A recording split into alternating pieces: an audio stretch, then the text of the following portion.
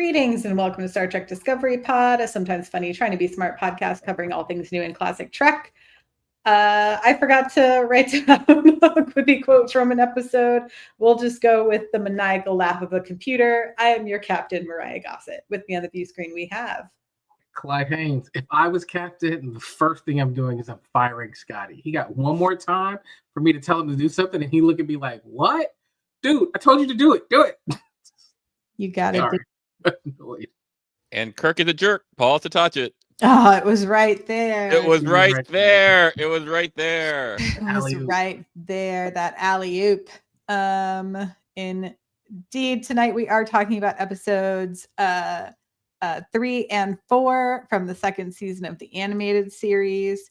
The Practical Joker, which was directed by Bill Reed, written by Chuck Menville and Len Jansen. And then Albatross, which was directed by Bill Reed and written by Dario Finelli. But before we jump in, first I'm going to do a technical check. And Clyde, I don't know if we're getting your microphone through your microphone or if it's through your headset. If you can tap on your mic, we can confirm that. But we are back. I know it's been a while, and for those of you who've missed us, it is not coming through your microphone, Clyde. So you can adjust that setting. Thank you. Hey. Hi, we missed y'all. Thanks for being here. Thanks for hanging out. Stereo. Now you are in stereo. Thank you. Yes, we are back. We took a little hiatus. I have been busy with a bunch of work deadlines, so I appreciate you all taking the break with us while we're waiting for new Trek and so that we can stretch out a bit of our timeline here. But guys, did you watch the trailer for Strange New Worlds? It came out like last week. Did a new one come out last week? Bueller? Yeah. Oh my God. No, I have not seen it yet. Full trailer dropped. Yep. Is it strange? Is it new? It's strange. It's new. It's fun. I'm excited. I'm rearing to go. They also made the announcement today, I think today or late yesterday, that the show has been renewed for its 5th and what will be its final season. Stop doing that. Yes, but at least they know going into that it will be the final season, which I appreciate. So with that, do you think that we're going to see Pike get into his accident?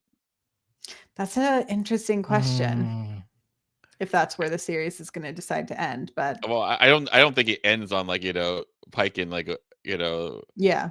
But it's very interesting to me because you can have that. You could have that, yeah. I don't know. It's interesting because this essentially will be seemingly the last we'll see of some of these characters unless they decide to do a spinoff, and it is essentially the original series but with this new cast. So right now we have one Star Trek series that's live. Kuhn makes a good point. Too bleak. I'd rather end with Pike turning the ship over to Kirk. Agreed. Well, I mean, not to be canon police, but Kirk gets the ship because Pike gets into the accident. If I understand it. Is that true? He doesn't just get promoted because Pike's teaching when the accident happens. I'm just saying, as if I remember my the original series, I believe that's correct. Anyway, we'll confirm. Yeah, I don't love this idea that we have one series, then we'll get Pike originally leaves Pike leaves the Enterprise to be because he's promoted to fleet captain. Ooh, yep, there we go. So yeah, I'd like to see that handover. I think that would be amazing, especially because we've already introduced Kirk as part of this cast. Not my Kirk. Yeah. I understand he's not my Kirk either, but he's weird, weird hot dog Kirk. But see, we got it in early. We got the food talk in early. I'm here to support. So Pike is injured in 2266, and Kirk takes command of the Enterprise in 2265. Okay. Well, But yeah, I would agree with Kuhn. I think that would be like a nice way to wrap up the series. Yeah. I liked it when we had three Star Trek series going on at once. It felt Wasn't like it nice? we were getting yeah, year-round Trek. It was great. It was great. Yeah, and we'll see what's gonna go on with when Academy finally starts airing, because I know they essentially went straight into filming season 2 after they filmed season 1, and then season 3 is what is about to air for Strange New Worlds. They're about to, I think they just wrapped filming 4, and so they're about to go into filming 5. So crazy. Well, it's strange, it's new, it's the world that we live in. Indeed. But that is not what we are talking about today. Today, we are going to be talking about the animated series. Don't forget, you can subscribe, rate, and review on Apple, Spotify, and YouTube. Leave those comments. We like seeing the comments. Leave a review if you've got the time. Let us know what you are looking forward to with this new season of Strange New Worlds, and maybe we'll read it over here on the podcast. You can also visit our Patreon to get access to the community Slack, where you can hang out with folks who do watch-alongs every night of the week. Something's going on over there. They're watching all the series. So if you want some pals to chat with and catch up on your Trek, you can do that. And yeah, tonight, if you're hanging out with us in the chat, you can use capital P, capital O, capital D, capital pod in the chat. Or what are some alternative ways you could send us messages, guys? Clyde, you're always good at this. You could, if you've got thumbs, use your thumbs to like text us a message. We won't get it, but feel free to go out there and text us anyway. Yeah, you can try. You can try random numbers, see who responds. Random numbers. Just, yeah. Paul? I feel that like I will like use my Paul Telepathy. mind powers, like I'm sure, like Vulcan-esque, like just like watch the hand go. That would be fun. Okay, y'all, let's go ahead and dive in, and we will talk first about Practical Joker. I think it is time for some hot freaks.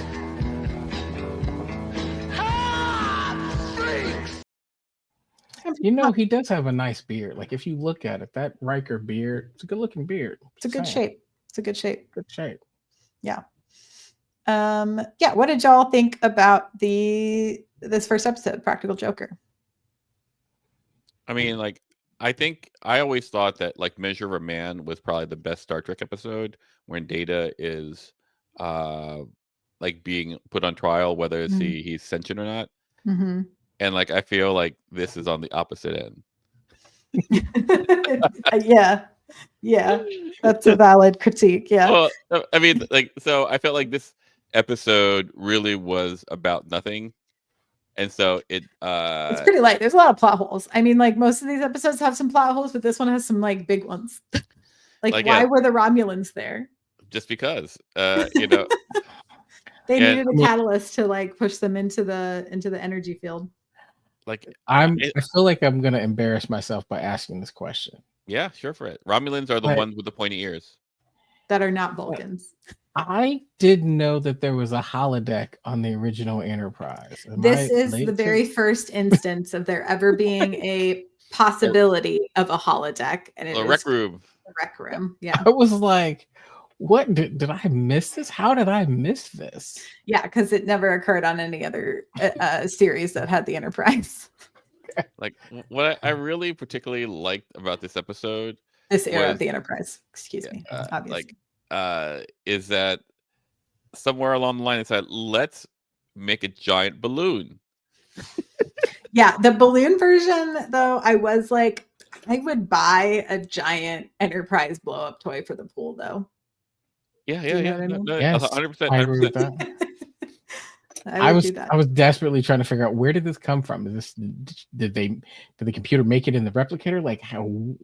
Like it doesn't matter. It's magic. But like, like in no form of my understanding of Star Trek, of all the series, Lower Decks included, would I think like, oh, let's just find a way to write in a 20x size balloon of the Enterprise. You know, I feel like Lower Decks would do it, but they would find a way to make it like incredibly funny and poignant to the episode. You know what I mean? It's just one of those things where I was like, oh, like it went there. It went so far, off the deep end. Yeah. For those who have not watched, oh, go ahead. I'm not trying to be that guy, but and yet here we are. Here we are.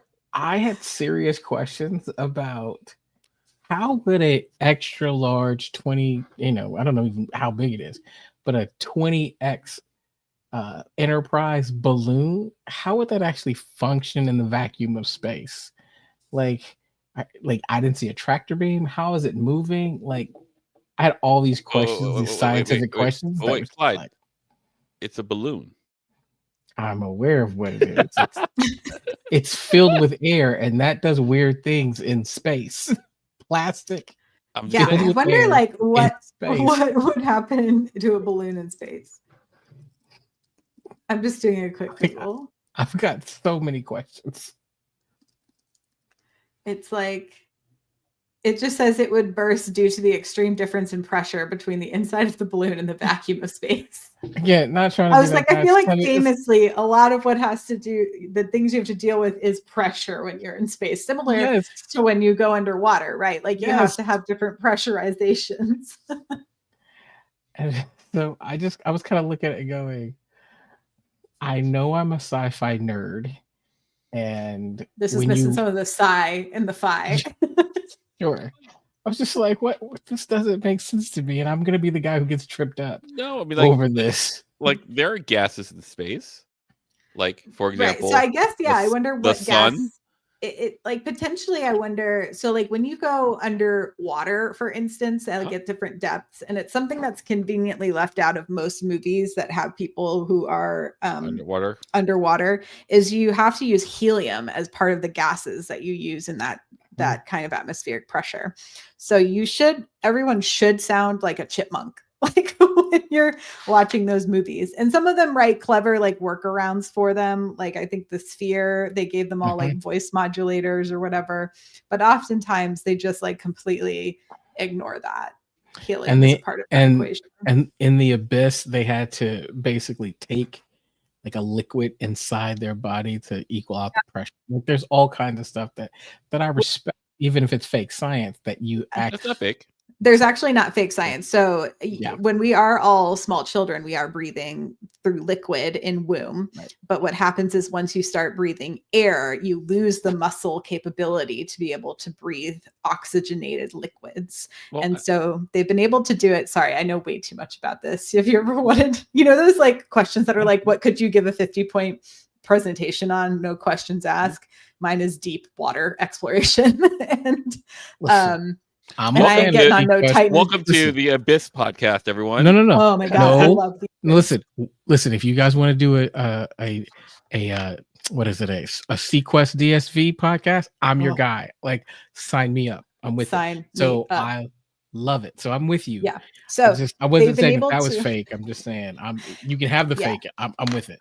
They've essentially been able to, like, there have been people like that have been able to do it. The problem is then you can't go back to air because you'd have to be able to expel the liquid from your lungs is like essentially the biggest problem. It's like once you go liquid, you can't go back to gases. And once you go to gases, you can't go back to liquid, from my understanding. That's a t-shirt. Once you go liquid, you can't go back. That's a gases t-shirt.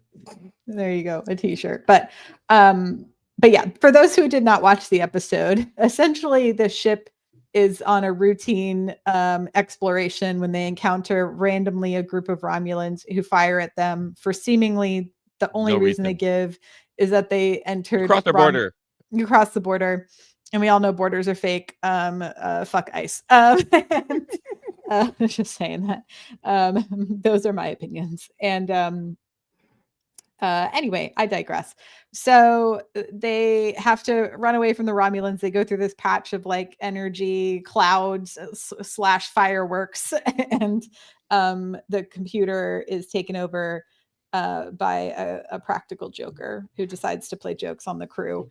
I believe that progressively get more dangerous.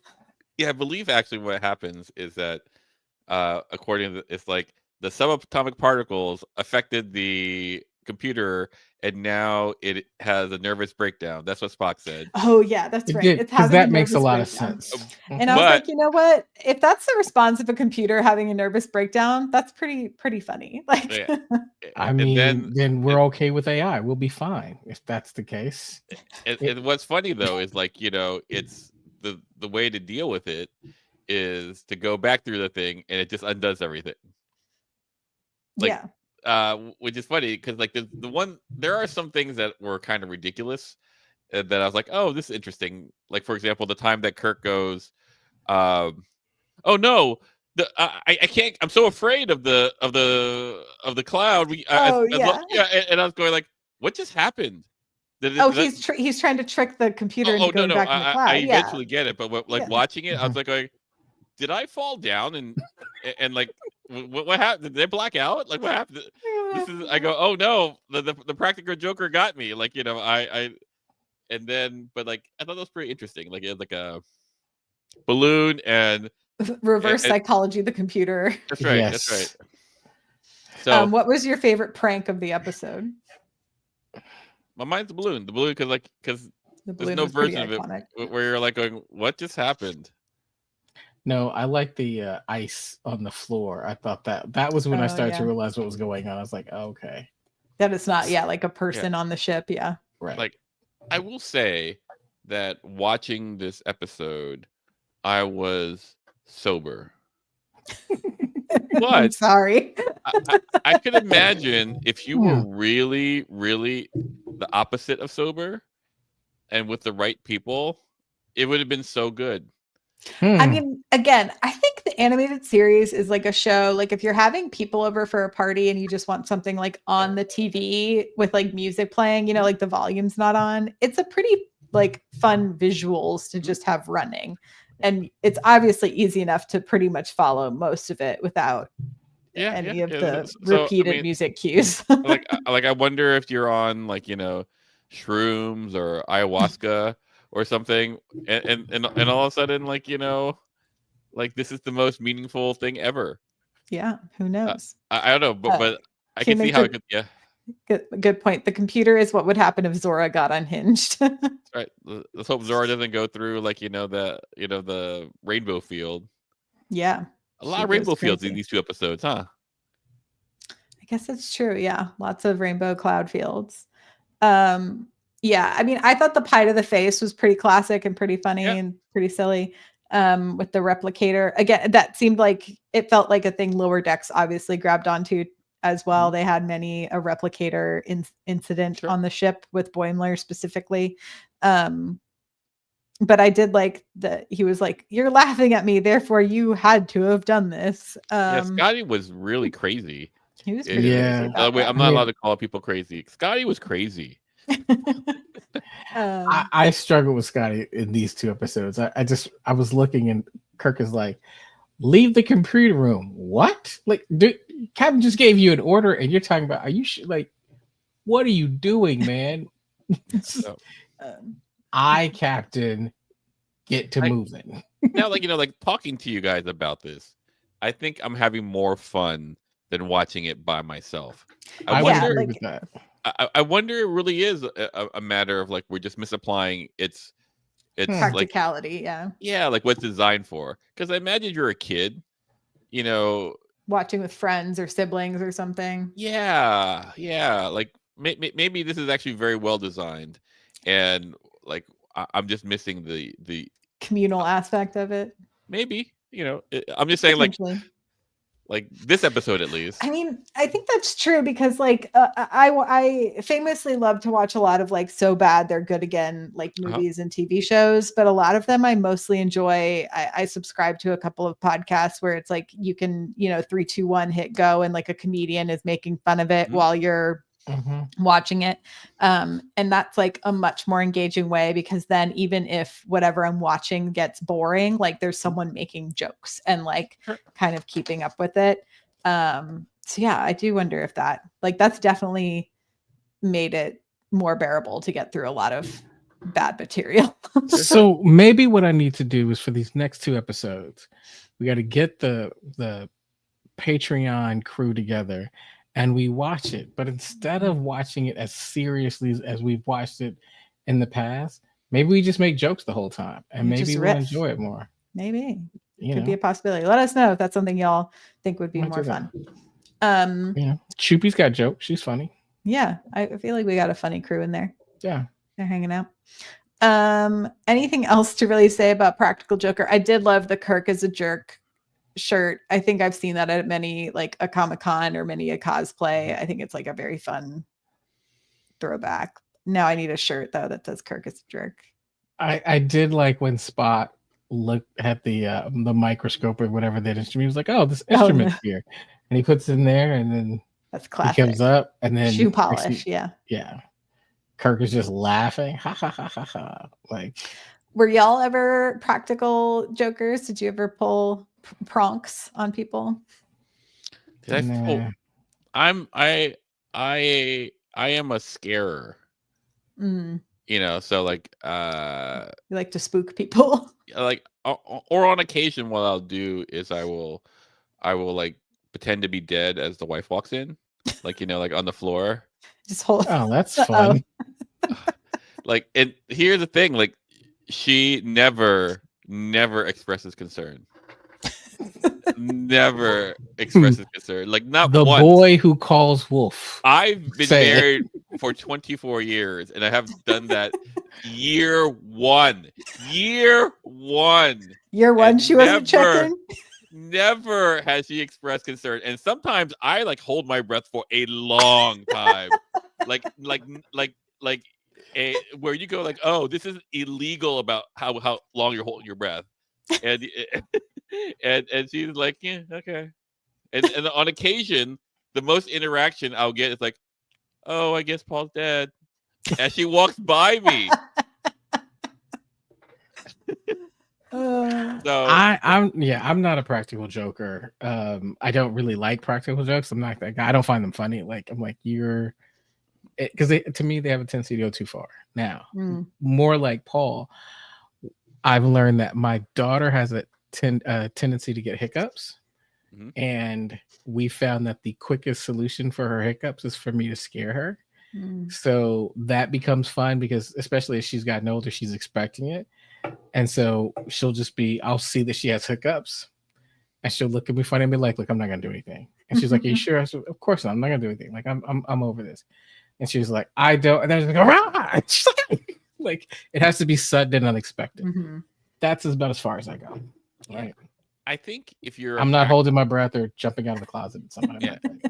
I think to be a good practical joker, a good one, you have to be a psychopath. You have to have a streak of that. You have to have a streak of like, I was gonna say sadism. It doesn't mean that it defines your personality, but you have to have the streak of like, I enjoy causing this person pain. Were we all out together that night when we saw Johnny Knoxville at that bar? Were we all out that night together? No, I was out somewhere else.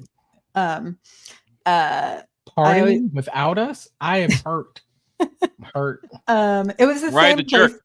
I'm gonna get Mariah the jerk. If we put that on our T Public page, would y'all buy it? Mariah's a jerk. Mariah's a jerk.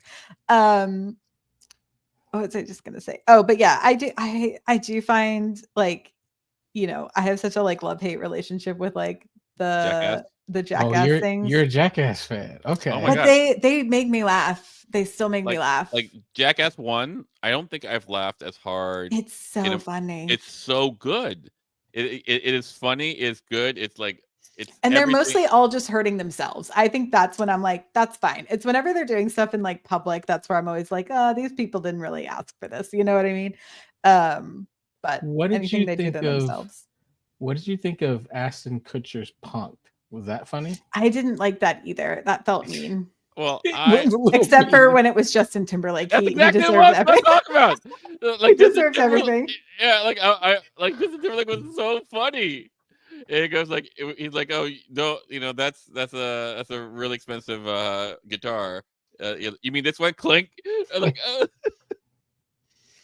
yeah. Yeah, they did feel a little like it elaborately mean pranks. Yeah, and at the but end, he's also not a good person, so I don't really care. Like, but I will say, like, not to say that this episode is it better than it is, but like, you notice how the pranks got more and more and more. Right, it had to escalate. Yeah, but not like like they were more hurtful.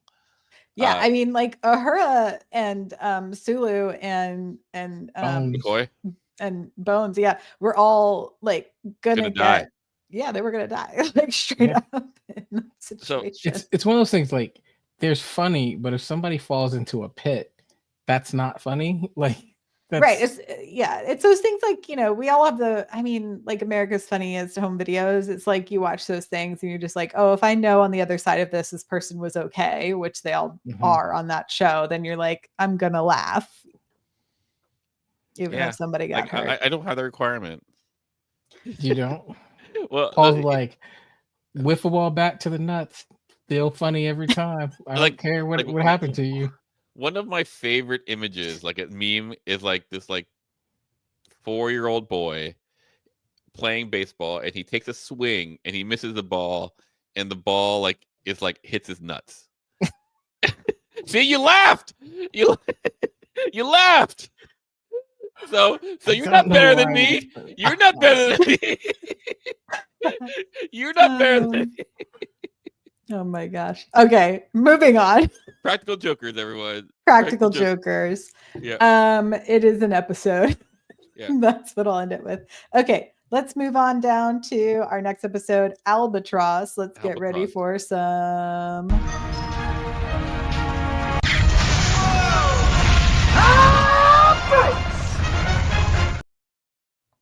played a Fantastic Four Hot Breaks video in honor of the Fantastic Four trailer that also just came out.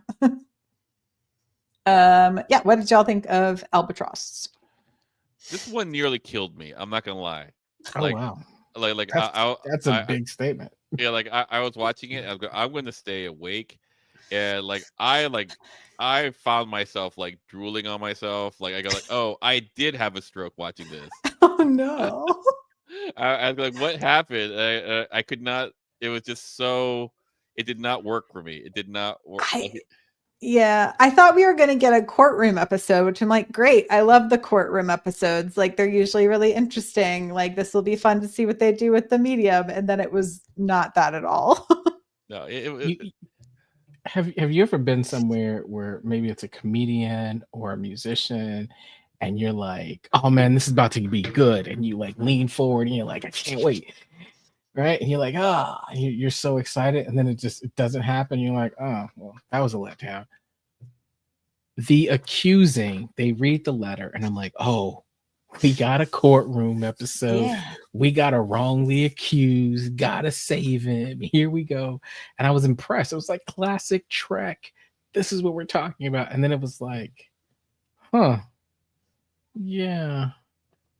No. I think what would have been cool if they go like, they go, Bones, what happened? It goes, and Bone goes, I had no choice. I had to kill everyone. I mean, after watching Voyager and seeing how many times Harry Kim and Tom Paris were on trial for something, this was a big letdown. This was like, oh, okay. Yeah. And then just when you find out that they figure out he didn't do it, everybody gets. But they never explained where it came from. Oh, right? It comes from the rainbow cloud. No, the rainbow cloud. The rainbow cloud did the. You fell asleep too. You had a stroke. I thought the rainbow cloud just affected their coloring. Oh no! So what happened was like 19 years ago.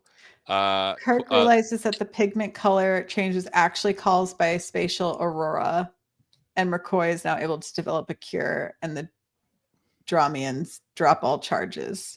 So like, because I had to watch it again because like, and this time I had to have like a bunch of food. I go like, okay, I'm if I stroke out now, I'll just die. I'll just choke on this food. It's fine. And so what happened is like McCoy gets accused of like right. And what basically they go through Rainbow Cloud, and then the whole the whole Enterprise, except for Spock, because Vulcans are immune to rainbow clouds. You didn't know that, but that's canon. No. Vulcans can't be gay, apparently. That's right. It's not logical, Mariah.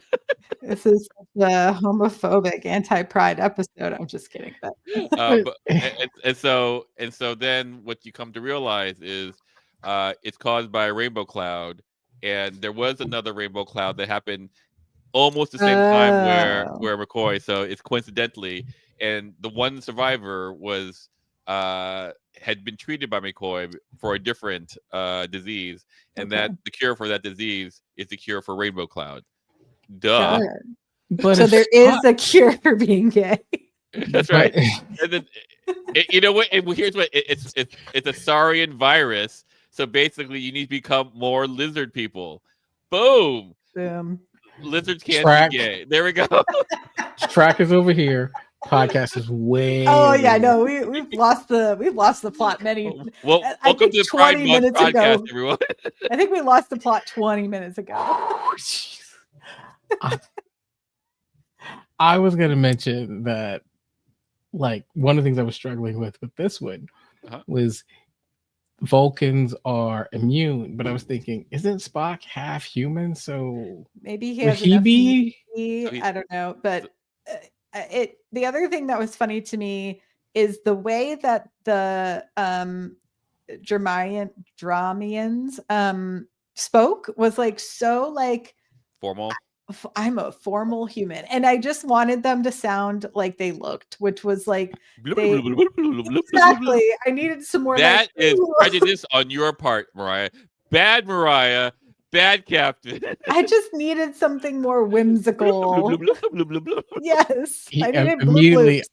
Yeah, thinking like the puppets from Sesame Street. The meep meep meep meep. I needed something more whimsical. Because they looked very whimsical with their big old eyes and their weird long limbs. It was it's what I wanted, because they did look cool, and I was like, oh right, this is what's fun about animation, is you can like they spent some money on this. Yeah, like these are new pieces of animated material. So like, why is the voice acting so boring? Good. I don't think I think proper English,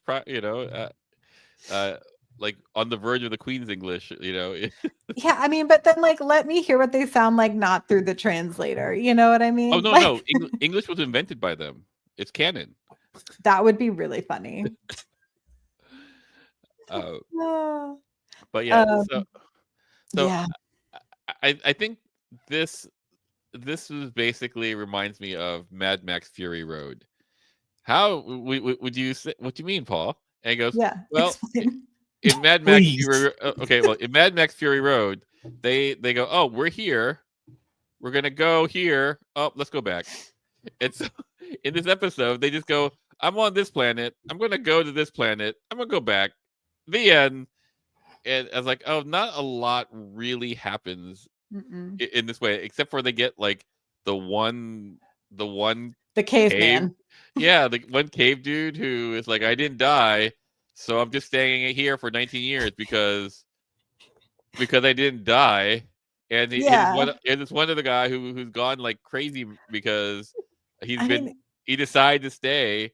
Well, he said like essentially they were like, because of the loss of his family, he just put himself into this cave and like won't come out. And you're just like, this is a mental health crisis, my friend. This is depression. Yeah. And I go like, this is a little pretty heavy for a kid's show, but okay. I was like fully like when they like his appearance in the cave felt very like, I'm old Greg. Which again would have been more fun if there was more whimsy. Yeah. Choopy, did they ever say what Bones helped them with before they laid the smackdown on them? Why did they trust him for that if they blamed him for killing so many people 15 years before? Like, I actually thought what happened. Great question. Like, there was an inoculation program, and Bones said some version of like, we're done with it, and then the plague broke out. Okay. Or they started like basically, it sounds like the planet is full of anti-vaxxers. Yeah, I was like, Kian said something earlier. Yeah, the Germarians reminded me of people who want to arrest and convict coronavirus researchers because they think they started the pandemic. Yeah. So I guess in a way, this does have some applicability to the current timeline we're living in. Once again, talking about it with you guys is more fun than watching it. So I think this is my takeaway. It's like, oh, it's not that these episodes are bad, it's that they're bad to watch alone. If you were listening to the podcast and like, man, Clyde hasn't said anything in a while, I'm laughing and the facial expressions are just all over the place. I really say it a lot. you're missing a lot of my contribution by not seeing the YouTube version of this. Because there's so much. Because again, the track is way over there. We are way somewhere else. Hey, I feel like we're back on track a little bit, right? We're talking about the perils, I feel like Star Trek has always been a commentary, and even now it is relevant. Even now it is relevant. So 50 years later, it is still relevant. It speaks, the future has been spoken to us from the past. So what you're saying, Paul, is if we had learned the lessons of Star Trek the animated series, then we would have had less issues with anti-vaxxers and the coronavirus. Is that what you're trying to say? I think maybe what it is like, this proves time travel. It goes like, the time travel is real because people have gone from here and further and just placed in the past. We can't change it. It's just going to be there. Wow. Heavy. Which is a lot heavier for a kid to get, which is really, I don't know. I mean, like, I don't think some kids would get this. What's interesting is in 1974 was the creation of the World Health Organization. Who was founded along with the expanded program on immunizations. Yeah. Well, so, if we want to look at this under historical lens, also in 1972 is when the smallpox vaccine was discontinued because the disease was fully eradicated. Whoa.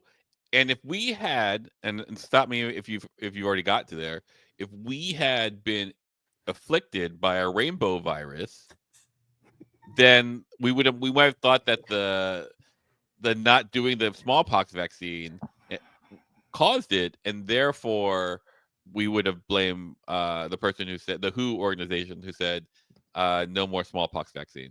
I think we're getting this. We're drilling down. We're drilling down into the historical moment. That's right. This might be my favorite current comment of like all time, and that is, genocide was a pretty dark topic for a Saturday morning cartoon.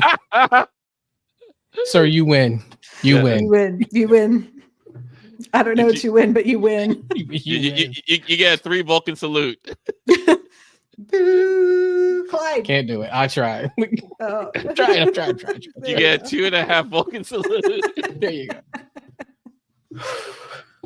Man, yeah. What a time. But it's like I might have to go back and listen to this podcast because this got to sound crazy and just in audio only.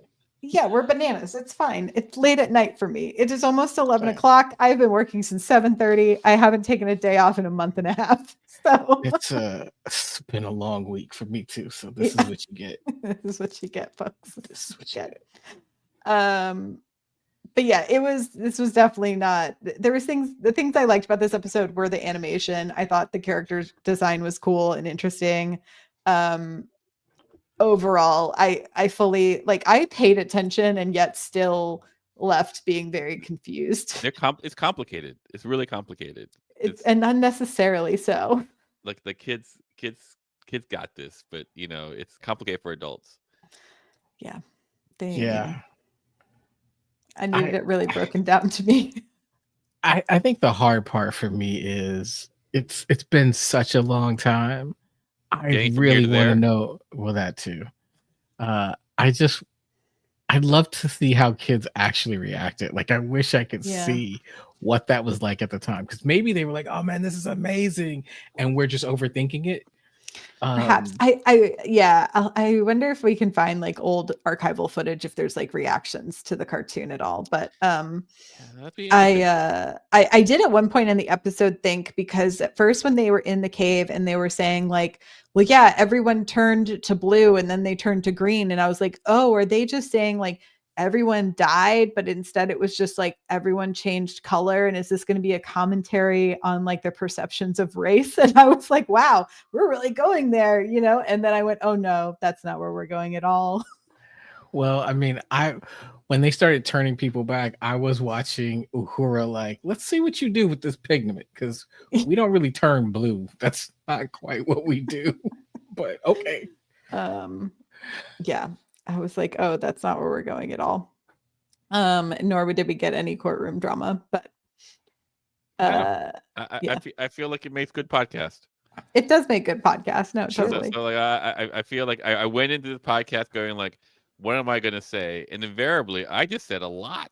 We did say a lot. We've somehow managed to talk for 40 minutes about these episodes. I was thinking the same thing. You're right. But I agree. Paul, you said this earlier and I agree with you. This is definitely more fun in a group. I remember back in college, I was watching a movie and I watched it and I was like, oh, this was funny. And then a couple months later, I had a bunch of friends over and we all watched it together. I couldn't stop laughing. I think there's just certain episodes, shows, movies where they're not meant to be watched solo. Sure. Like I had this great. It's not great experience. It was like a friend of mine, like, go, you haven't seen Anchorman? Oh my god, you have to watch Anchorman. It's the funniest movie ever. I go, great, let's watch it. And we watched it. Not a single laugh from me or for him. And then I go, huh. And he goes, yeah, it felt less funny this time watching it with you. And that's how I got the nickname the Wet Towel. Oh no. It's okay. It's okay. It's all right. It's all right. You know, like see, now I'm starting to understand what's happening here. The truth of the matter is Paul is funnier than the episode. So that's what it is. It's not even talking about the episodes. It's Paul's story. Because Paul starts telling a story and you literally, I look at Mariah and I'm like, neither one of us have any idea where this is going. Like suffice it to say, it's a low bar with these episodes. Fair. Oh man, I haven't watched Anchorman in a long time. I don't know. I'm scared to go back. Yeah, don't watch it with me. I won't. The first time I watched Anchorman the first time I ever smoked pot, and it was hysterical to me at that point. I bet it was. It was so funny. Like 60% of the time, I make Anchorman worse 100% of the time. That was a good callback. Anything else to say about these episodes? I tried to see if I could find any like quick takes on what people thought of the show back in the day, but it looks like I'm going to have to actually do real research. So I will do some digging at some point. But yeah, I think we said it all, or we said too much. Yeah, we said too much. That's right. What things that we anti-gay, you know, because rainbow causes disease and it will kill you. Unless what are they trying to say? Unless you inject yourself with lizard. You know, practical jokes are. In reality, it is a PSA for early access to PrEP. Damn, and kids got that in the 70s. Kids oh my got god, that. So it's, you know, like I had one, the first one, the Practical Joker. Like obviously, it was talking about the dangers of taking things too far. You know, going into you know, basically, rainbowness can cause you to go crazy. It's like reefer fever, like you know, reefer fever. Like and so that was that. And the second one was rainbowness will kill you. Boom. Like the next episode's going to be about conversion therapy. Yeah, and I'm not saying that I agree with what they're saying. I'm saying like the way they coded it into a Star Trek cartoon, chef's kiss. So well done. And then they did still have a lot of fun animated pieces of Kirk and Spock hugging repeatedly. So they gave us everything we ever wanted. It's all there. Happy it's all Pride. Anything else, Clyde? No, I'm excited. You're like, you've all said too much. No, I'm just like, I'm enjoying hanging out with you guys. The episodes were okay. Yeah. Great. Good take. Anyway, you can subscribe and rate and review on Apple. You can visit us at StarTrekPod.co. You can also find links there for our Patreon. Thank you, Karen, for helping run our Blue Sky and for keeping me on track in the Slack. I appreciate you so much. We'll be back next week to finish out the last two episodes. 5 and 6, everyone. Tell a friend. 5 and 6. Tell a friend. Come watch it. Come watch them with us on Patreon, and we'll have some fun. Yeah, we'll have some fun in the chat. We'll hang out in there, and then yeah, we'll be taking a little break while we wait for Strange New Worlds to come at us in July. Cool. Get ready, it won't y'all. be that long because, July's around the corner. It's just around the corner. 5 weeks, yeah. Yep. Okay, guys. Until next time, y'all. Live long and Bye. prosper. Bye-bye.